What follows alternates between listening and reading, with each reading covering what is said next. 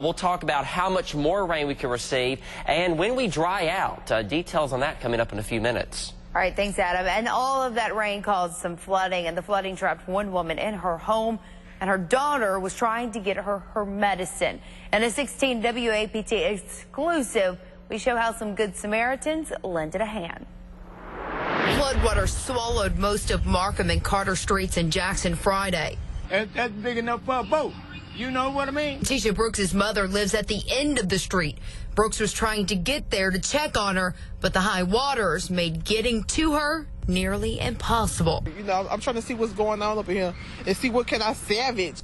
A roofer working on a nearby home offered to drive her through the water to the front steps, but the water was too high to walk through.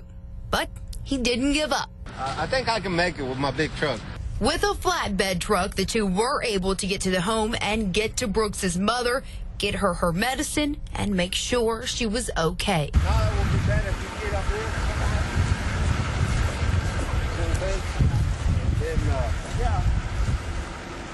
All this for the help my mama. Brooks's mom is okay and now just waiting for the floodwater to recede. I feel good. I feel good for what I did. You know, if I can do more, I'll be more than welcome. And we have more video from Carter and Markham Streets. We did find a man trapped inside his truck yesterday. He told us he was waiting out the floodwaters. That man's truck was gone later yesterday afternoon. Swamp Streets. This is video from Lakeshore Road in Jackson. People tell us the water was rushing over walls, fences, and causing some trouble for drivers on the road. And that flooding caused a dangerous situation for one man. 16 WAPT's Ross Adams reports that a man crossing a bridge on Robinson Road when it collapsed. The city had already shut down this bridge about a month ago. They were planning to replace it, but take a look at what happened yesterday during the heavy rainfall. A huge section of the bridge completely collapsed and fell into this creek. A man who was walking across the bridge when it gave way had to be rescued. We see him like he's talking about help. I say, I ain't finna go across there. He would fall in too. So me and my homeboy grabbed him, we pulled him up, and he walked on. But he was lucky. You know, he was on that bridge when it collapsed, because that's a pretty good fall right there. This bridge, just one problem the heavy rainfall left behind. In West Jackson, a large chunk of the roadway on West Haven Boulevard also collapsed. But I felt like with the rain coming, it's going to wash everything away, and it did.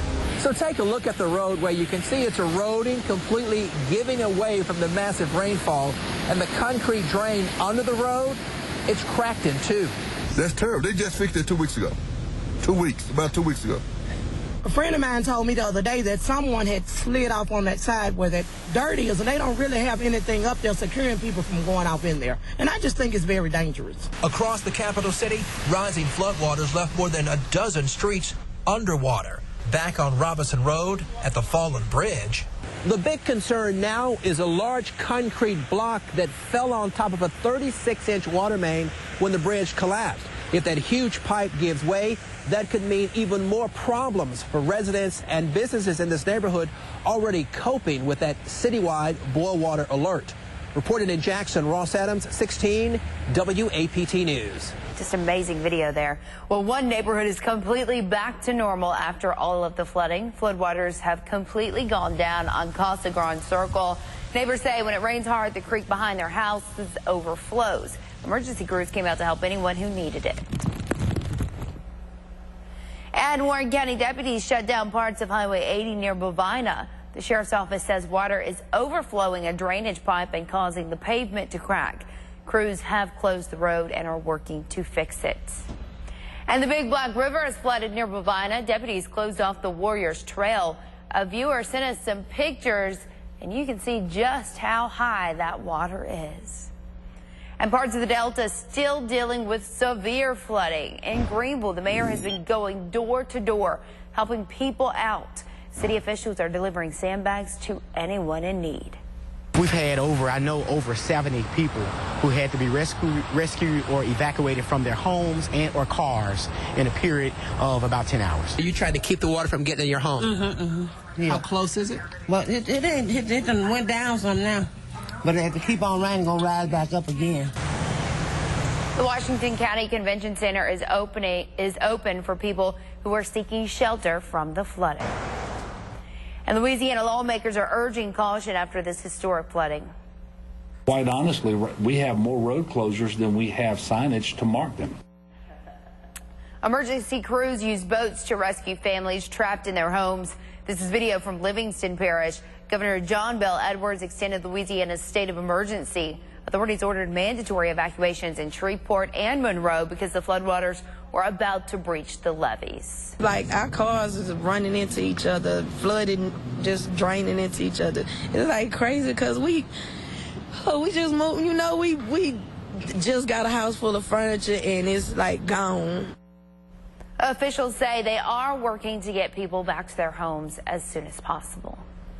And switching gears a little bit now, state highway troopers made a record-breaking meth bust yesterday. Troopers pulled over Cesar Cuevas and Adrian Cuevas for reckless driving. They were stopped on I-20 near Airport Road. Investigators say the pair were hauling wooden pallets in their pickup truck. Officers found 250 pounds of meth after searching the vehicle. When you come through Mississippi, we have guys that are trained for this, and they're going to do their job to make the roads safe and get these drugs off the streets. So Mississippi has a zero tolerance on that. Trooper Henry says this was the largest meth bust in history. The pair is now facing drug charges. The Mississippi man accused of trying to join ISIS pled guilty Friday. Investigators say Mohammed Dakala and his fiancee Jalen Young tried to fly to Syria and join a terrorist group. He faces a $250,000 fine and lifetime probation. Officers arrested the pair back in August before a flight out of Columbus. We are working to find out if Young has entered a plea. And the man police say shot a Jackson cop has turned himself in. Investigators say Rashawn Caston broke into a house and tried to rob a woman before police stopped him. They say Caston shot Officer Abe Gines Jr. and broke a window to escape. Doctors say Gines has recovered. Caston is facing assault charges.